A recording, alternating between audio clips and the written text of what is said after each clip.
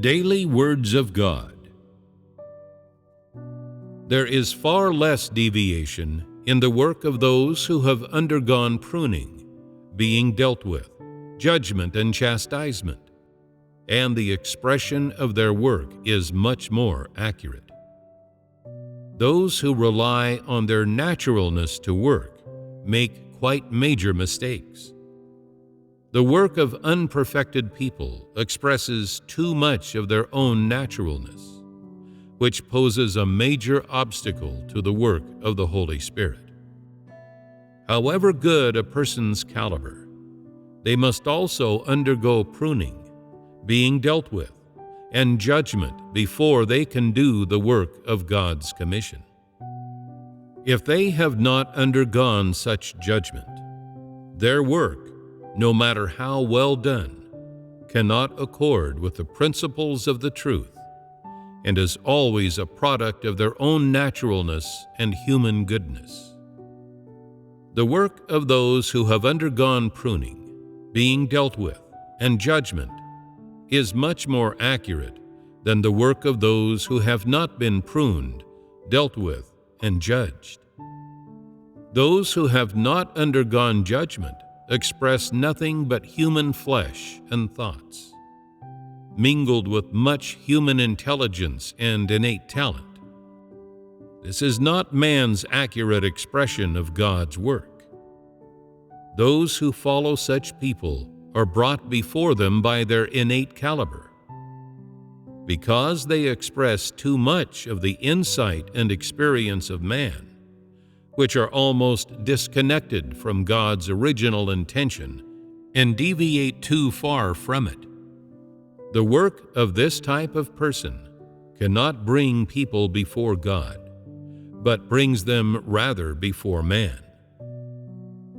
So those who have not undergone judgment and chastisement are unqualified to carry out the work of God's commission. The work of a qualified worker can bring people to the right way and grant them greater entry into the truth. His work can bring people before God. In addition, the work he does can vary from individual to individual and is not bound by rules, allowing people liberation and freedom, and the capacity gradually to grow in life and to have a more profound entry into the truth. The work of an unqualified worker falls far short. His work is foolish. He can only bring people into rules, and what he demands of people does not vary from individual to individual. He does not work according to people's actual needs.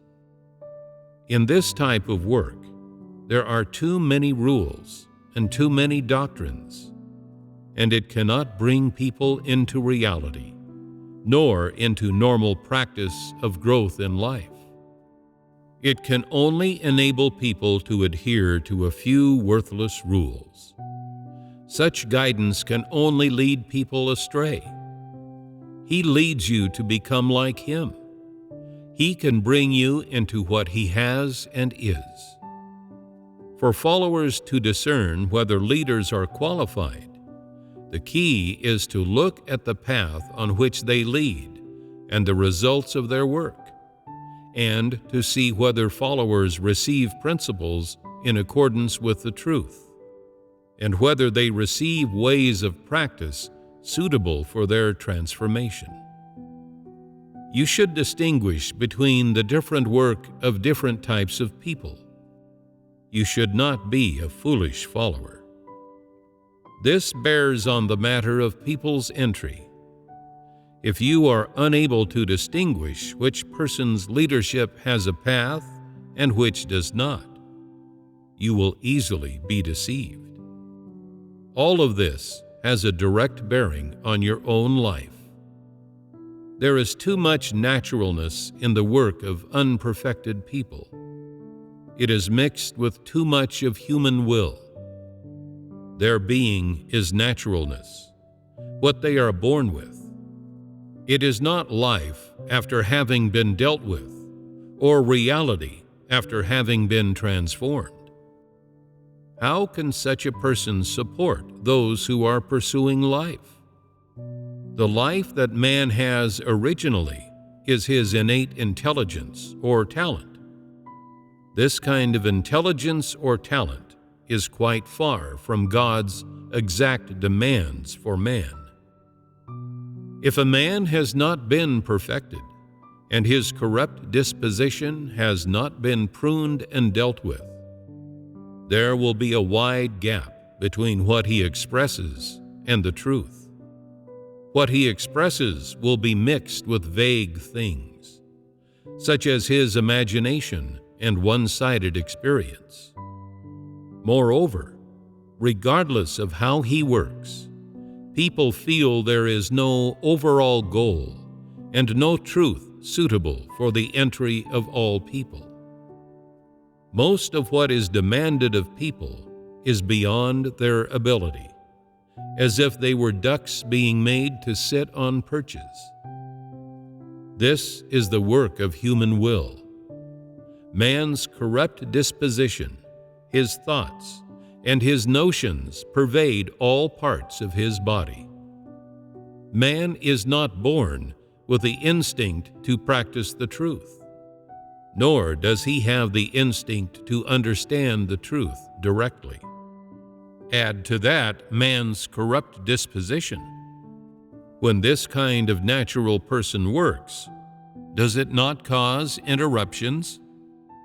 But a man who has been perfected has experience of the truth that people should understand, and knowledge of their corrupt dispositions, so that the vague and unreal things in his work gradually diminish.